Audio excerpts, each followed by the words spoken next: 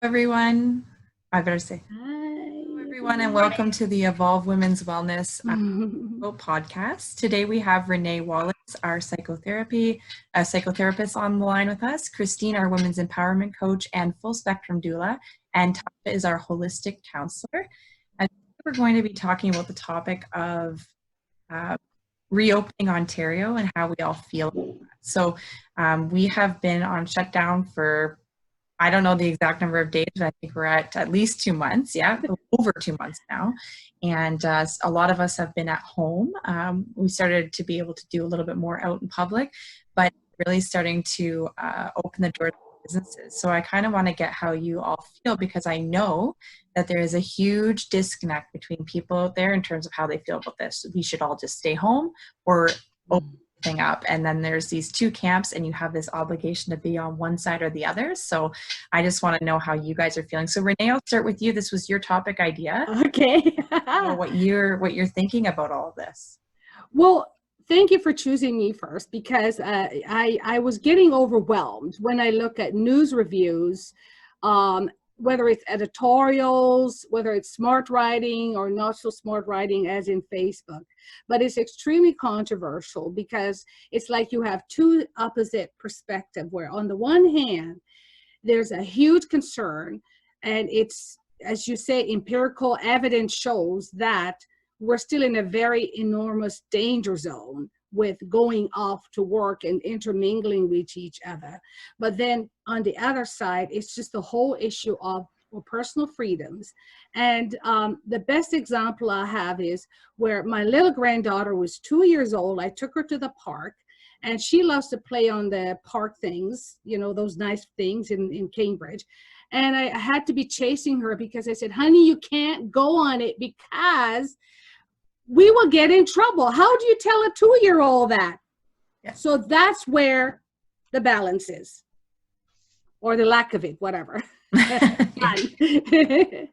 So what camp do you find yourself in? Do you feel, because this was my next question, so we'll approach it again. My question is, we all feel that we have to be on one side of the camp or the other based on kind of what social media tells us. It's like you can't have controversial opinions. You can't say, well, I don't really want to open up, but let's open up kind of thing. You can't be scared of it, but also want the economy open.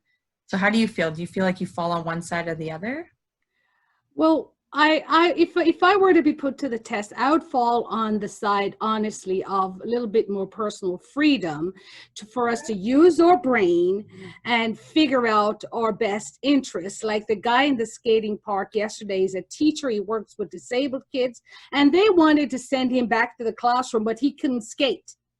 And the cops were driving around the park. Yeah. Come on now. That's it. Yeah, I see that. And I see the argument that, other countries in the world have opened up, but not everywhere has the same social fabrics that we have maybe in North America. And we have a lot more people, or we have less people, but just a different overall culture.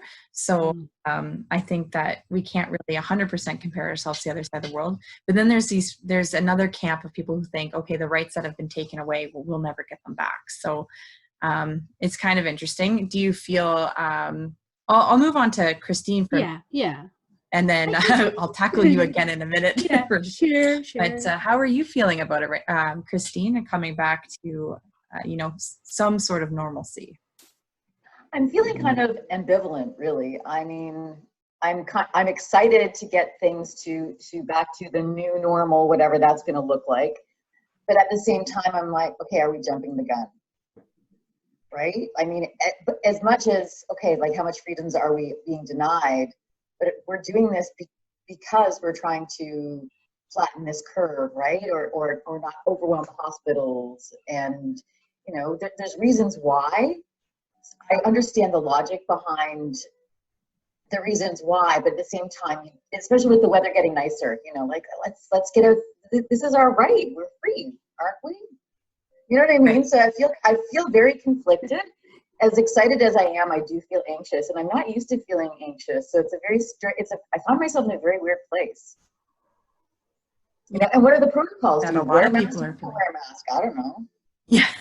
exactly. Mhm. Like, do we wear a mask? Do we not go, like, do we continue to socially distance? And I think, do you think that maybe that's what the government's banking on, that some of us will continue to just distance ourselves due to the established sort of feeling like, okay, this is what I'm going to do, the greatest amount of good for the most amount of people by staying home.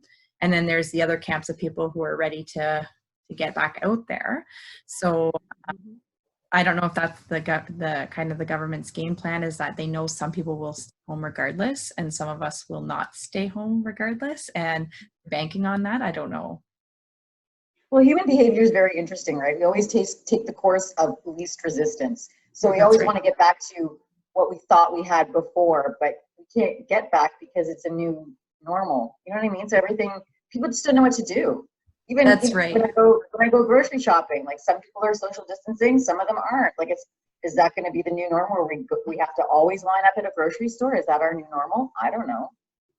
I You certainly know? hope not. It takes so much longer to do everything now. Exactly. It's, Exactly. you know, what I think I see is that a lot of people, we know that it takes, they say 21 days or so to form a habit. So we've double, triple time that already, right? So by now, I think there's a lot of people out there who are saying, but I'm comfortable working from home right now. I've kind of got into a groove. I get my own break times. I'm controlling my own, and it's like thinking like, there's that group of people that are like, I don't want to necessarily go back to work. I can get used to this. Where at the beginning we were the anxious people that were like, oh, get me back to my normal daily routine. But we throw the word around new normal a lot, and people are saying new normal one more time. But it's true that there's things are going to be different. We don't know how long, right? Tasha, how are you feeling about it all? Yeah, I'm kind of maybe ambivalent. I'm not sure. I feel as though I'm in a different category in a way. Well, for people that have younger children, right? For parents that have children that are in school and they announce just that they're not going back to school.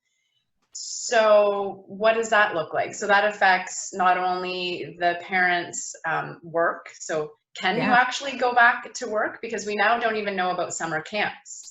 So I'm hearing through the grapevine that it'll depend on if you need to go to work, then maybe there'll be a space provided for your child for a summer camp.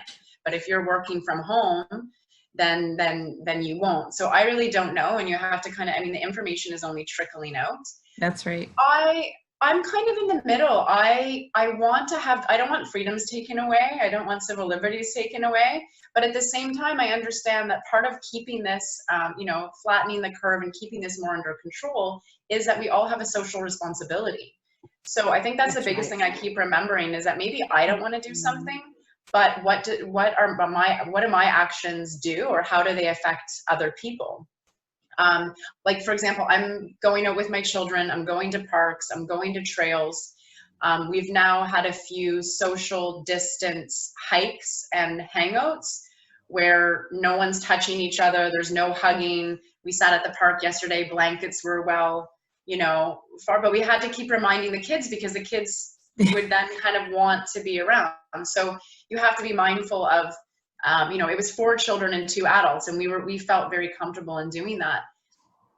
But I don't think we can do that every day, and I don't think that we can increase those numbers right now. Yeah, I don't know. I'm a little bit unsure of where this is going to go over the next few months and what's it going to look like into the summer. And I understand that there's people that want to go out and want to do things and want to get back to normal. The new normal is right. It's like the new catchphrase. Yeah. But then I know people that have compromised immune systems too that are saying, Right. hold up, everyone, like, you have to remember. And I feel as though if we can keep some sort of, if we can still isolate to some extent and still wear masks where we can and where we need to and those things, then hopefully this isn't going to go on for months and months. You know, maybe we can shorten the length of this, but again, it's just trying to keep positive amongst like all different sides and all different stories and a lot of different information coming, and not all of it is clear. Right. There you go. I'm just going to jump in there right to say, I think part of the problem I'm seeing is that they tell us a lot of what we cannot do. but we need a little bit more parameters so we could use our brains and do. Take, for example, I saw a post on Facebook post where I think it's in Europe, and they made circles on the grass, and they say, you sit here, you sit there, you sit there. So you implement the rules, but make it common sense. But that's where the problem is. If they could help us at the restaurants, they put barriers and people are sitting in a cubicle. Common sense. But we're just throwing at chaotic things where we always did things this way, and we don't know how to redo it. So we need help. And I think if they did that, that would bring us back to a more normalcy. That's my point. Yeah, I agree with that. Oh, sorry. No, go ahead, Tasha. No problem. No problem. I think that's, I mean, I've spoken on here a few times. I don't watch the news. I don't have a television. So my information, when this school announcement came through, a friend of mine was the one that told me the other day because she knew that I wasn't going to hear it or see it. But that's the thing. I feel like, I don't know about, I've talked to a friend yesterday and said that Ontario seems a little bit, it's like a gray area with exactly what we're supposed to be doing. Whereas my family's in Nova Scotia and they've just opened up bubbles, which means that one family can bubble with another family or another person. So that's pretty clear. You're now allowed to interact between homes, but here I don't feel as though there's been anything really clearly stated or said as to what, we know what's opening for this phase 1 or phase 2 or wherever we're at. I don't even know what phase we're at. But I don't think it's clear as to what we're supposed to be doing within, right? That's right. And there's people that think that they're actually, people go by what they read on Facebook or what they think that they're actually breaking a law when they do this or when they do that. And it's not necessarily, it's just that no one stops that conversation. They're just like, yeah, let them think maybe that they're breaking the law, and then they won't do it. It's less people out on the roads or whatever, or less people out at the parks, because you have to have those groups of, that's what the government's banking on, I think. I think you drew on 2 points there that I want to talk about real quickly. Is I felt through this whole thing, now if Tasha, if you don't have a TV, maybe you're not subjected to this, but I feel like we're forced to pick one side or the other. And this is in political camps, and this is in whether you want to open or not. I feel like you have to 100% support one thing or the other. And you can tell by this phone call that none of us actually support 100% on one side or the other. So why do you think that is? Is that just the way it's perceived or coming across on media? I don't know. Anybody? Well, social media is there to kind of persuade you to one camp or the other, right? Basically, like, do you want to get the economy back up and running, or do you want us to stay in the tank? Yeah, like it's considered kind of silly if you don't pick one side or the other, right? Exactly. So you don't have an opinion, you're just going to sit on the fence? Well, yeah, because the fence is the safest place to sit right now, because you guys don't know what the heck you're doing. Yeah. Neither side knows 100%, but they both claim to. But I think that the majority of people would say that they're conflicted about. And then there's the fear when we do deal with the fear. Like, I guess, like Renee suggested, that the government give us better guidelines to tell us what to do, not just say, okay, well, we're going to open the following 8 different stores. You can shop there, but we're not going to guide you on the best practice to shop there. So you're probably not going to shop in these little boutique shops anyway, because you're too scared to go out. Is that a possibility? Well, and too, like, do we all wear masks? Do we not wear masks? Like, you see some people wearing masks outside, and then other people aren't. Like, where's the protocol? Is there a protocol, or is it just mayhem and do whatever you want? Yeah, like I've heard, if you leave your house, wear a mask. Well, I feel as though, first of all, there's stuff's coming out and saying the masks aren't actually really gonna do anything. That's right.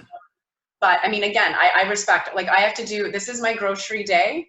I have so much anxiety leading up to my grocery day, but I'm gonna go this afternoon when I don't have my kids, and I'll do it. And I wear two like cotton masks, because I heard it's supposed to be 2 layers, so I double up, and I wear that when I do my groceries, just out of I feel fine, but just more out of respect for the space, less for what I feel like I'm gonna contract something. But I feel like there's just a lot of confusion, and this worries me, right? Because when you have confusion, and then you have those 2 sides, and then it leads to unrest, and it leads to people taking sides, and it doesn't really get us anywhere. And it kind of, it doesn't help us kind of come together, which is this is, I think, hopefully this will do in a way that we do care for other citizens. We do care for the people around us. And I don't like how that's kind of like, it's not really bridging that gap of communication and supporting. It's kind of putting people against each other. So that concerns me a little bit. Yeah. I've had run-ins with some people in terms of, I don't want to necessarily pick a side, but people are almost pushed like, you have to be on one side or the other. And it's, no, I don't necessarily feel that I do. I need to do everything that I feel that makes me feel okay. We're all living in different places. So you live in a bigger city, so you are around more people when you go grocery shopping than I am, for example. One more thing I just wanted to mention was children's mental health right now, because they're going back to school. So even if they did say you do have to go back to school, then we have kids who have fear of going back to school. But now they know they're not. And then there's probably no hope of a lot of summer camps for a lot of children. So how are your kids doing, Tasha, for example? So my kids are amazing and resilient. They're fabulous, but it's been tough. I think the whole thing's been tough. You have to remember, for a year ago, our life we were living in Costa Rica in the jungle, and we took them out of school and went to Israel for a month and then came back to Canada. So my kids were taken out of their school where they'd been for a few years and into this whole new reality of moving back to Canada and then a new town. And then 1 year later, COVID. Yeah. So my kids are kind of like, what the heck? They just were getting into a rhythm here. But I feel like it was good practice that we could deal with change, that's a conversation we've had. I announced to the kids on Tuesday about school, and I feel as though my 4-year-old, not quite as affected by it, but definitely Michaela, who's 8.5, is pretty bummed that we're not going back. They're not going back, and just trying to support them. So offering whenever they want to talk to their friends. Luckily with their schooling, for my daughter, she can be online she's online a couple times a week, not for actual lessons, but more for just some social time. Mm-hmm. But yeah, it's kind of, it's trying to, this whole thing with having kids is that, and I'm telling my friends this, I'm trying to help them and support them and manage their emotions and their mental health in this, while I'm trying to do that for myself. Yeah. So it's a very fine balance and a very interesting juggling act, because there's some days during this where I just would have wanted to not do anything, and stay in bed and kind of let the emotions flow. But then you have little people that rely on you. You have to, So it's, we're getting through it. I think it's a lot of talking and a lot of talking about our feelings and getting through it, and knowing, for example, knowing that I knew if they got out for a run or a scooter that we could get some of the emotions out this morning, get some movement. So just finding those things that make us feel, happy and strong, and how can we best allow for some socialization, whether it's online or whether it's distance, to bring some sort of normalcy back for them. I would definitely like to see a roadmap from the government or whoever for engaging children back into some socials, because they're a very low risk population. They're very high risk at, suffering through this. They are very social creatures, children, and they miss their buddies. And my heart bleeds for them. They really do. I know us mamas are tough and we can help our children through this, but our babies are the ones that can suffer really. So I hope that we see a roadmap too. If there's no summer camps, maybe there's going to be some sort of social clubs or something, because online just doesn't do it. Kids like to play. They want to throw mud at each other and whatever else. Yes. Right? They want to get out there, and just like you say, you have to keep reminding your kids, don't touch each other. No tag, no, duck, duck, goose, whatever it is you're thinking of doing, you can't do it right now. And that's really hard for them to understand. And that, I think, so 2 examples, I tutor and I still help these 2 kids, their special needs. In fact, I must confess, I've had to go to the home wearing my mask to help them because the mom is very ill. So going there, I feel inside like I'm being the need we have for people who are whatever the word is, essential needs is what I'm looking for, by going there to help the mom with these 2 kids, right? For some reprieve. Yes. But the problem with these two kids is that it's really stressing everyone out, because the teacher sends the work, the mom doesn't know what to do. Yeah. And then that's where I intervene. So I'm just putting that in out there as really being a very salient thing for many parents. That's true. We kind of, you picture that every mom is on the, mom or dad or whatever, every parent is on the same level in terms of being able to help their children. Some moms have more than, first off, they're working maybe 40 hours online at home, and then they have more than one kid to help. And sometimes the work is difficult and they may not understand how to do the math from like grade 6 on or whatever, because you may put that out of your brain. It's not like it's, so when you can't help, you feel a little bit helpless with your kids' work as well, maybe. Yeah, I want to shout out. Oh, sorry, Christine. I just want to shout out to those parents that are working from home with 1, 2, however many children, because I haven't been, and I've had my 2 kids with me, and it's a lot. It's a lot of work, and managing both schooling for both, and we've taken a loose approach with it, because there's times when I realize that it just becomes more of a stressor for myself and for the kids, and it's like, this education shouldn't be like that. And so it's really trying to find the sweet spot there of like, okay, these are, maybe this assignment we're going to do, or maybe that's something we're going to skip and we're going to make up our own thing that feels better for the child or for our family. So yeah, sorry, Christine. It's true. It's okay. You know what? I truly feel, even with my daughter who's 15, and I can see that it's stressing her out a little bit. Her routine is totally off. She's up all night chatting with her friends on her phone or whatever, and sleeps half the day because and I said to her, you should be getting up and doing something. She's like, doing what? What do you want me to do? There is nothing to do. I can't go anywhere. I can't see my friends. What do you want me to get up and do? So for us, it's more of a struggle for me to put some routine in place. And then I had to take a step back and just say to her, okay, well, then you need to find what feels good right now, because I know none of this feels really good, honey. No. I feel like she's really grieving this process of not being able to see her friends, and not being able to hang out, and not being even going to school. She's very academic. She loves school. It's her billywhack, right? So she's really upset that she couldn't raise one of her grades, because the grade they got at midterm was the grade. That's it. Even though they have work to do, they're not going to be able to increase or upgrade their marks. Yeah. She's really upset about that. So I see that with her. So I try not to pile on the stress for her. With regards to schoolwork, I said, I'm not a teacher. You know what you're doing. Find what feels good for you. I'm not going to pressure you to do anything that you don't want to do. Because what are we doing here? Like, it's completely unprecedented. Exactly. I'm not going to make you do anything. If you want to do it, fine. If you don't want to do it, you know what? That's okay too.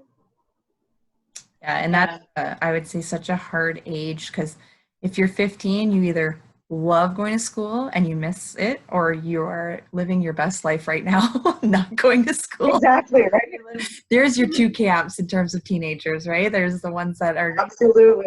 And then, even if you hated going to school, you usually loved seeing your friends. So at any age, the social aspect. Yes, that's what school.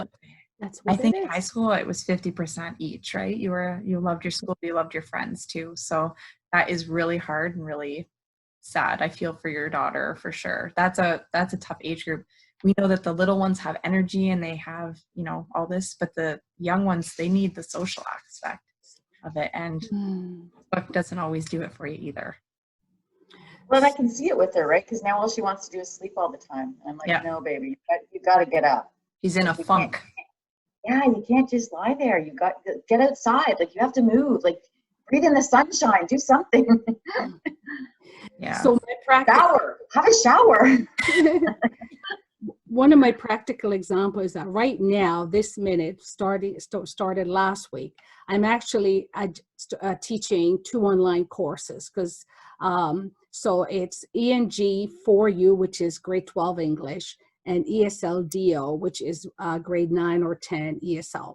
So these are kids that were in regular school, but now everything had to be moved online. So my point is just that, like, for the teacher and for the students, it's like lost in nothingness, because I don't know how to put them in Zoom groups to do group work. I don't know how this is going to go. So I'm just giving you a practical example that this is chaos. That's all. Better. Okay.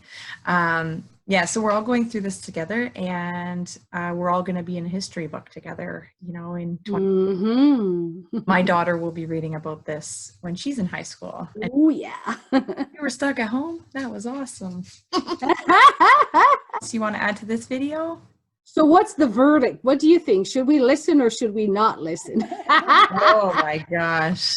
Sorry, I don't mean to be a pain in the butt, but No, right. You know what I or think? should we remain ambivalent? I think when you're going to do something, you have to think of not just yourself. I think you Yeah. still have to respond and react and do from a place of social respect, right? Yes, yeah. And responsibility. Mhm. And I mean, and I'm saying that, you know, some mothers may not have done what I did yesterday. They may not have taken their kids to see two other friends. It was all at a distance, but someone might have said that's pushing the envelope too much, because that's putting the kids, they might want to, you know, touch each other. Yeah. So I think it's, you know, I had a friend, for example, I have friends in Toronto that haven't even seen my place in Hamilton yet. And they're, you know, they're waiting for an invite to come. And I'm like, I don't feel socially responsible to have you over in my home, to like stay overnight in my home, even when my kids aren't there, because I'm exposing you to our circle.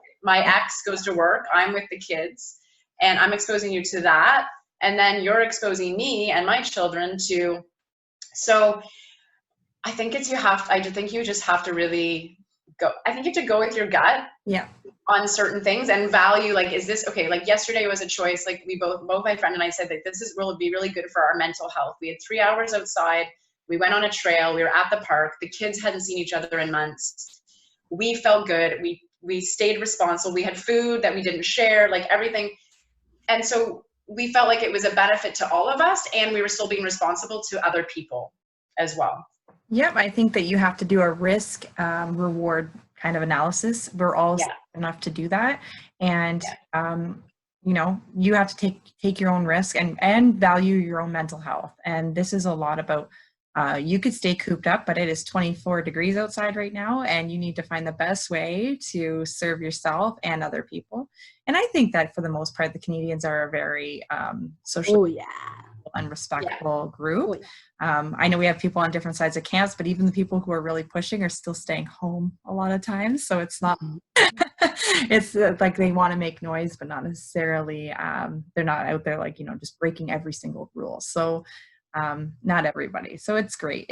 I think we're going to be okay. And obviously we're going to come out the other side, but you just need to do a risk analysis and say, is this worth it? Is this, because it could go on it's going to go on for the entire summer and then going on further than that. So we need to just make the right decisions for yourself and for everybody else.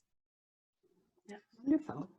Absolutely. And we're very resilient, right? We can do hard things. We can, right? And yeah, we have to be socially responsible and at the same time find what feels good within those parameters, right?